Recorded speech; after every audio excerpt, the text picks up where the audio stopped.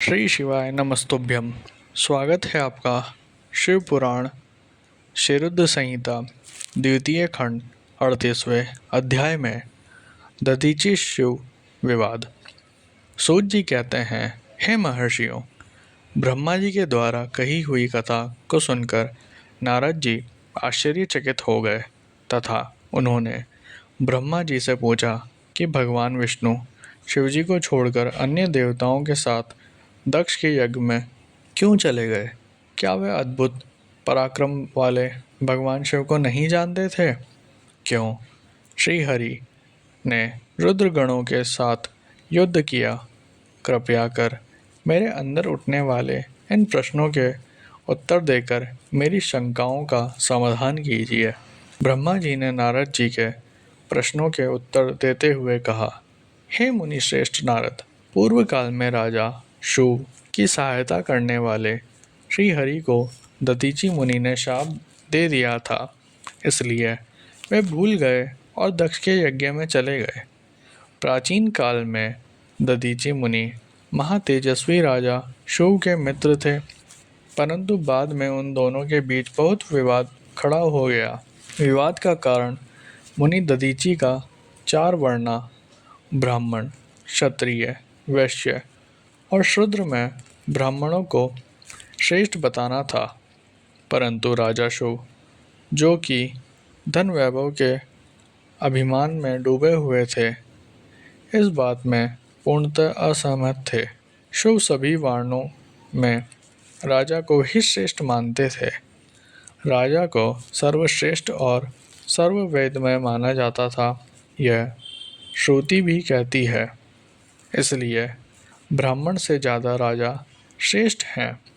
हे दधीचि, आप मेरे लिए आदरणीय हैं। राजा शुभ के कथन को सुनकर दधीचि को क्रोध आ गया। उन्होंने इसे अपना अपमान समझा और शुभ के सिर पर मुक्के का प्रहार कर दिया। दधीचि के इस व्यवहार से मद में चूर शुभ को और अधिक क्रोध आ गया। उन्होंने वज्र से दधीचि पर प्रहार कर दिया। वज्र से घायल हुए दधीचि मुनि ने पृथ्वी पर गिरते हुए योगी शुक्राचार्य का स्मरण किया। शुक्राचार्य ने तुरंत आकर दधीचि मुनि के शरीर को पूर्ववत कर दिया। शुक्राचार्य ने दधीचि से कहा कि मैं तुम्हें महामृत्युंजय का मंत्र प्रदान करता हूँ। त्रयंबिका यजामहे, अर्थात हम तीनों लोगों के पिता भगवान शिव, जो सूर्य, सोम और अग्नि तीनों मंडलों के पिता हैं, सत्व, रज और तम आदि तीनों गुणों के महेश्वर हैं, जो आत्मत्व, विद्यात्व और शिव तत्व, पृथ्वी, जल व तेज सभी के स्रोत हैं, जो ब्रह्मा, विष्णु और शिव तीनों आधारभूत देवताओं के भी ईश्वर महादेव हैं, उनकी आराधना करते हैं।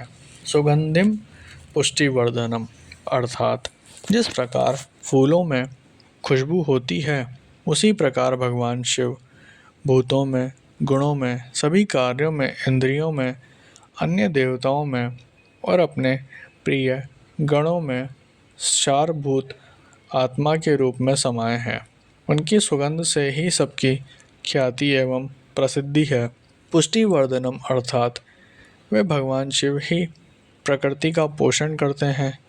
वे ही ब्रह्मा, विष्णु, मुनियों एवं सभी देवताओं का पोषण करते हैं। उर्वा रुक्मी बंधा मृत्यु मोक्षी यमार्तम, अर्थात जिस प्रकार खरबूजा पक जाने पर लता से टूटकर अलग हो जाता है, उसी प्रकार मैं भी मृत्यु रूपी बंधन से मुक्त होकर मोक्ष को प्राप्त करूं। हे रुद्रदेव, आपका स्वरूप अमृत के समान है, जो पुण्य कर्म, तपस्या, स्वाध्याय, योग और ध्यान से उनकी आराधना करता है, उसे नया जीवन प्राप्त होता है। भगवान शिव अपने भक्त को मृत्यु के बंधनों से मुक्त कर देते हैं और उसे मोक्ष प्रदान करते हैं। जैसे उर्वा रुख अर्थात ककड़ी को उसकी बेल अपने बंधन में बांधे रखती है और पक जाने पर स्वयं ही उसे बंधन मुक्त कर देती है। यह महामृत्युंजय मंत्र संजीवनी मंत्र है। तुम नियम पूर्वक भगवान शिव का स्मरण कर कर इस मंत्र का जाप करो।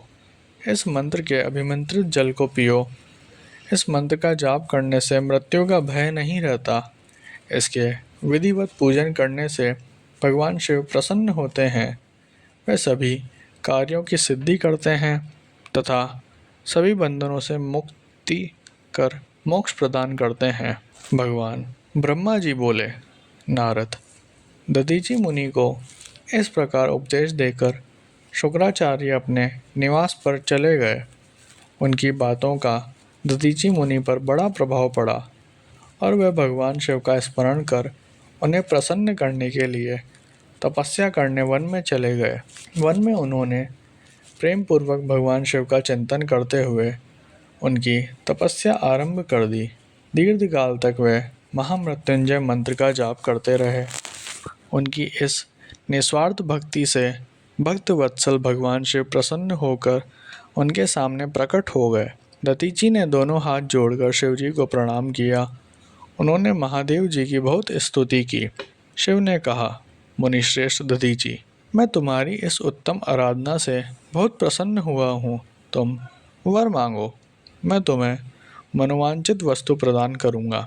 यह सुनकर दधीचि हाथ जोड़कर नतमस्तक होकर कहने लगे, हे देवादिदेव करुणा निधान महादेव जी, अगर आप मुझ पर प्रसन्न हैं तो कृपा कर मुझे 3 वर प्रदान करें। पहला ये कि मेरी अस्थियां वज्र के समान हो जाए। दूसरा, कोई मेरा वध ना कर सके, अर्थात मैं हमेशा अवध्य रहूं। और तीसरा कि मैं हमेशा अधीन रहूं, कभी दीन न हूं। शिवजी ने तथास्तु कहकर तीनों वर दधीचि को प्रदान कर दिए। तीनों मनचाहे वर मिल जाने पर दधीचि मुनि बहुत प्रसन्न हुए थे। वे आनंद मग्न होकर राजा शिव के स्थान की ओर चल दिए। वहां पहुंचकर दधीचि ने शिव के सिर पर लात मारी। शिव विष्णु जी का परम भक्त था। राजा होने के कारण वह भी अहंकारी था। उसने क्रोधित हो तुरंत दधीचि पर वज्र से प्रहार कर दिया, परंतु शिव के प्रहार से दधीचि मुनि का बाल भी बांका नहीं हुआ था। यह सब महादेव जी के वरदान से ही हुआ था। यह देखकर शिव को बड़ा आश्चर्य हुआ। तब उन्होंने वन में जाकर इंद्र के भाई मुकुंद की आराधना शुरू कर दी। तब विष्णु जी ने प्रसन्न होकर शिव को दिव्य दृष्टि प्रदान की।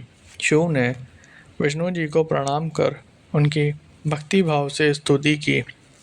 तत्पश्चात शिव बोले, भगवान मुनिश्रेष्ठ दधीचि पहले मेरे मित्र थे, परंतु बाद में हम दोनों के बीच में विवाद उत्पन्न हो गया। दधीचि ने परम पूजनीय भगवान शिव की तपस्या महामृत्युंजय मंत्र से कर उन्हें प्रसन्न किया तथा अवध्य रहने का वरदान प्राप्त कर लिया। तब उन्होंने मेरी राज्यसभा में मेरे समस्त दरबारियों के बीच मेरा घोर अपमान किया। उन्होंने सबके सामने मेरे मस्तक पर अपने पैरों से आघात किया। साथ ही उन्होंने कहा कि मैं किसी से नहीं डरता। भगवान मुनि दधीचि को बहुत घमंड हो गया है। ब्रह्मा जी बोले, नारद, श्री हरि को इस बात का ज्ञान हुआ कि दधीचि मुनि को महादेव जी द्वारा अवध्य होने का आशीर्वाद प्राप्त है, तो वह कहने लगे कि शिव महादेव जी के भक्तों को कभी भी किसी प्रकार का भी भय नहीं होता है।